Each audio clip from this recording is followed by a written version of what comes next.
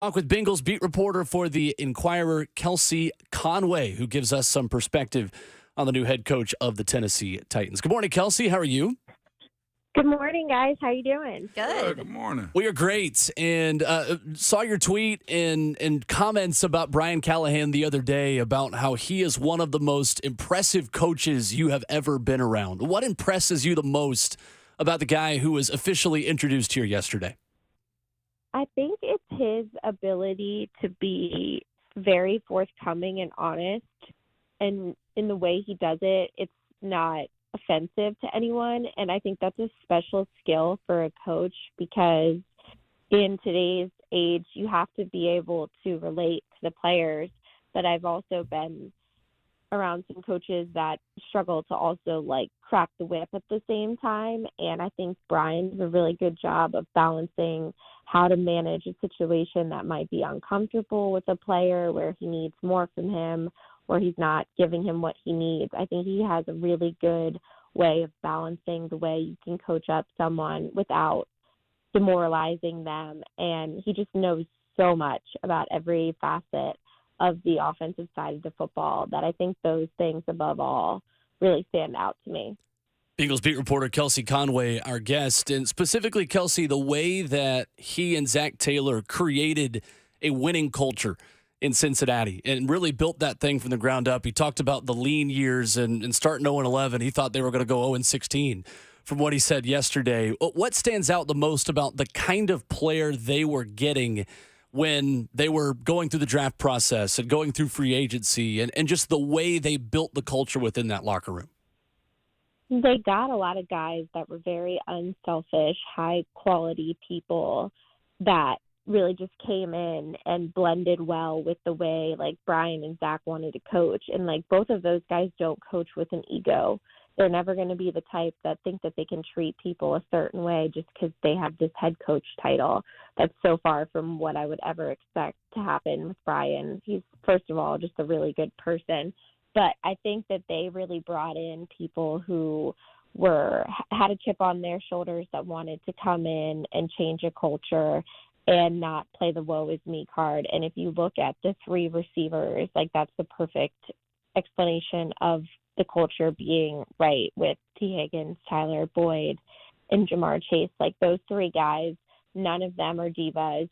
And they all, even if one has a game where they get 12 catches and the only one ever gets 2, they didn't ever complain. And I think that's because it wasn't tolerated from the top to the bottom in the locker room. And I think Brian had a lot to do with it because so much of it just comes down to managing of people. And if you set expectations and you're honest, then I think that really has a way of filtering itself through the locker room. And that's what Brian, I think, does a really good job of.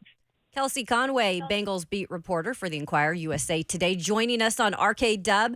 Kelsey, what makes, Brian Callahan a good fit also for a younger guy in Will Levis who is looked to be the future here for the Tennessee Titans? Well, this might be helpful because I always wondered it. But as I said, Brian's super approachable, and I forget what I was asking him for, but when you have a head coach who's a play caller like Brian's going to be, I was always wondering what the offensive coordinator in their position is responsible for, right? Because they're not calling the plays and it's Zach Taylor's offense. But what I found out was the offensive coordinator is responsible for a huge chunk of getting the game plan ready and a huge part of specific areas. And I asked him what position he spends the most time with. And he said it was the quarterback position. So, yes, Joe Burrow has a quarterback's coach, and Zach Taylor calls the plays, but Brian spent most of his time with Joe Burrow. So you can expect Brian Callahan to be probably Will Levis's biggest supporter, and they're probably going to spend so much time together, and his development will be directly tied to Brian. And I think if you look at the way that Brian not only developed Joe Burrow, but the way that they got Jake Browning able to play on a week's notice, and he was able to be really successful for a little bit of time there, I think that goes hand in hand with the fact that Brian really takes it upon himself to spend as much time as he can in the quarterback room, because as he mentioned to you guys in the press conference, like, he understands that basically in today's NFL, if you do not get the quarterback position right, it's hard to win many games.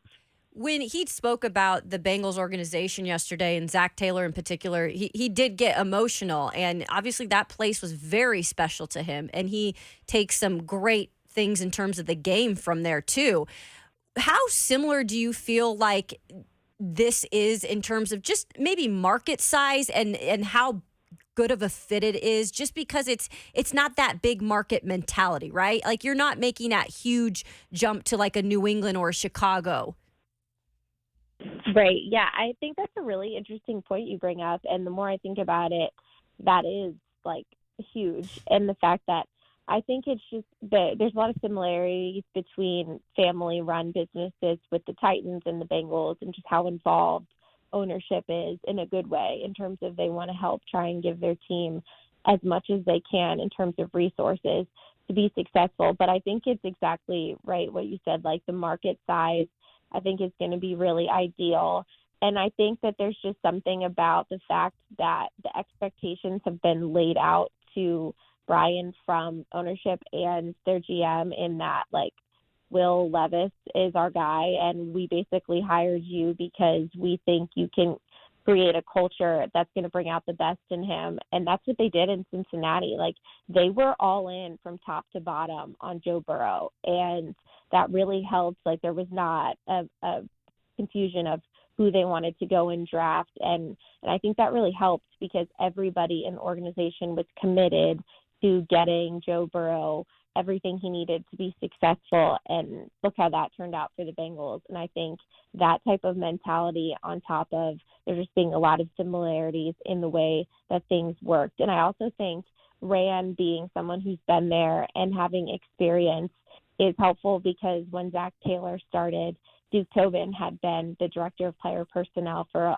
a while now. And I think that really helps with a first-time head coach. So I think he's going to have the right structure in place to really be successful down there.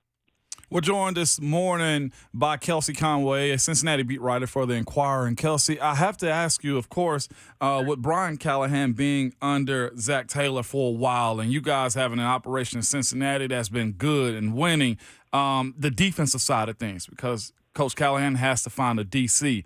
How do you think he'll, look for that type of guy, and what kind of relationship did he have with the defensive coordinator in Cincinnati, Lou Anarumo, as far as the way they paired with one another and went at one another in training camp and practice and stuff like that? Well, I think the good thing about this process for Brian with the DC is he's been waiting for this opportunity. So he's had surely every year his plan of, okay, if I'm going to get hired, I'm going to try and target these 3 or 4 guys as my defensive coordinator. And the fact that he got hired early on in the cycle, I think, gives him a jump start to get someone that he wants.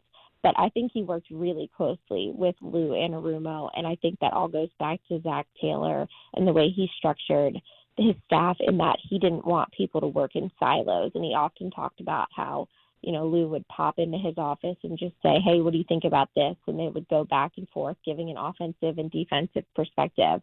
And I fully anticipate that to be how Brian wants to operate, because you can gain a lot from those conversations. And Lou and Brian were 2 of the biggest reasons why the Bengals had repeated success year after year.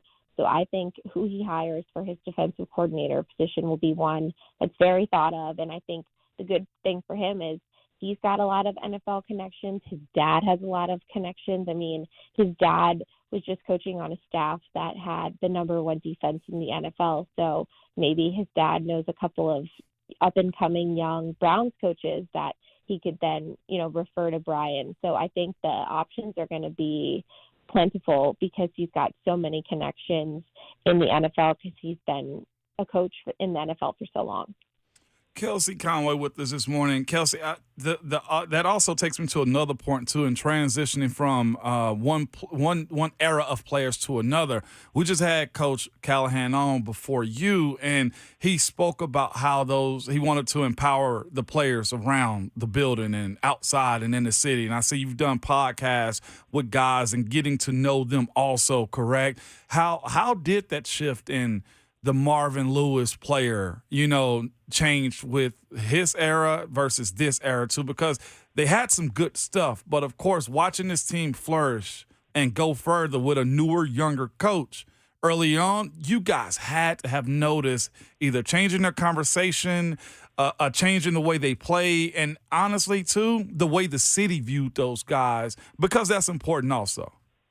Yeah, I think that, and as he mentioned, I mean, I've seen what he said about how important it is to establish a culture where the players feel like they can come and talk to you and it's not just one-way conversations.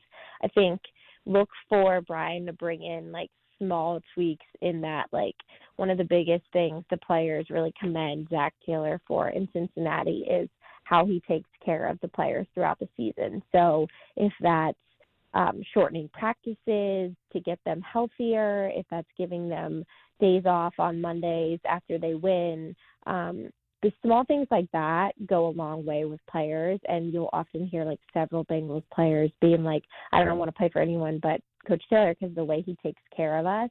Like I fully anticipate Brian to bring all of that to Tennessee, because if you're trying to establish a culture that you're expecting a lot from players, you've got to meet them halfway in catering to their needs. And this whole notion that, you have to be there from a certain time every day. Like I know Zach Taylor is very big about like, if they're there, he wants them to be useful with their time and not just there to be there. So like when they're done meetings, he gets them out of there. Like he caters his schedule to what he thinks that the players will respond best to. And I fully expect Brian to do that. And I mean, he's young, he's 40. So some of the older players, I mean, you guys know this more than I do on the Titans. I don't know who the oldest player is, but that goes a long way too, because they feel like they can relate to you. It's not someone that is in a different age gap that you don't get. And I think it's all about empowering players to have a voice. And that's what happened in Cincinnati. And I think that will definitely happen in Tennessee.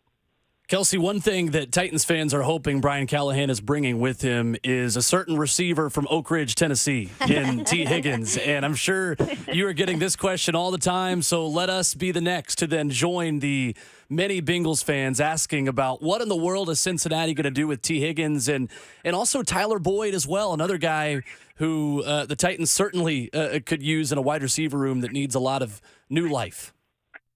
Well, I'll answer it, and then I'll tee you guys up because you know more about the Titans cap situation than I do. Sure. But I don't anticipate the Bengals being able to get a long-term deal done with Cincinnati. I don't right now. I'm a little bit unsure of what their plans are for the tag, but I reported before the first game last year, talking to multiple sources close to that situation, that they didn't even get close on an extension last year. And typically how that goes in the NFL is if you don't get close before you really want the extension done, very rarely does it work out the year later, right? Like teams make up their mind and they say, okay, we tried and now we're moving on.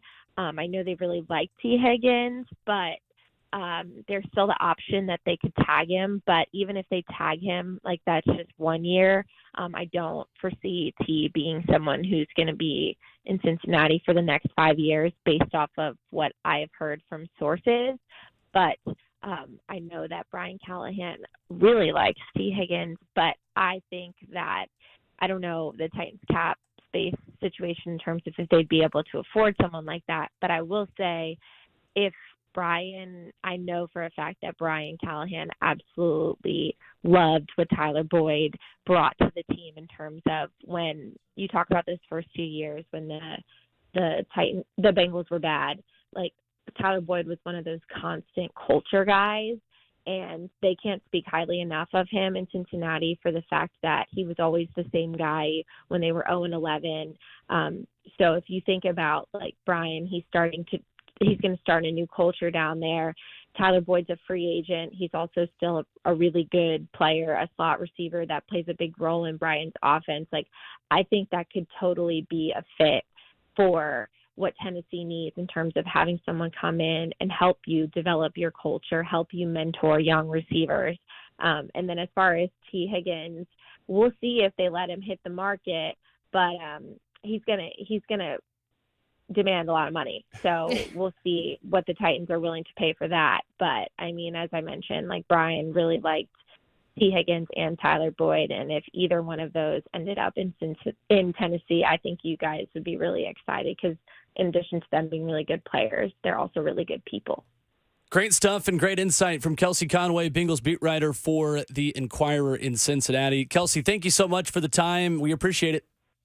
Thanks so much for having me on, guys. Talk to you soon. Thanks, Absolutely. Kelsey. Thank you, Absolutely. Great stuff there and insight that I think Titans fans are going to like on Tee Higgins. That was great stuff. I would, the exact quote again, I don't anticipate the Bengals getting a long-term deal done with Tee Higgins.